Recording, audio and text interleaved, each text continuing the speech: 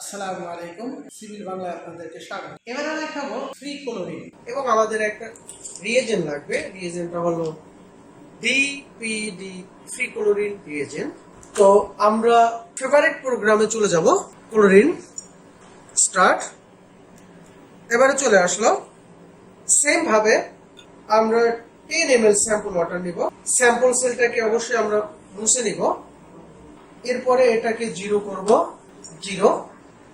Same আরেকটা বিকারে আমরা 10 ml sample water নিব। এবারে হলো ডিপিডি ফ্রি ক্লোরিন রিয়েজেন্ট, এখান থেকে নিয়ে আমরা একটা প্যাক দিয়ে দিব। ওকে, এটাকে ডিসলভ করব। এটা রিঅ্যাকশন টাইম। এবারে আমরা টাইম সেটআপ দিয়ে দিব। Reaction time 3 minute.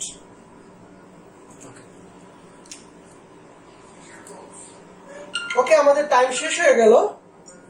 এবারে আমরা রিড বাটন প্রেস করব। আমাদের রিডিং চলে আসছে 0.01 মিলিগ্রাম পার লিটার। পরবর্তী ভিডিও পেতে সিভিল বাংলার সাথে থাকুন। সকলকে ধন্যবাদ।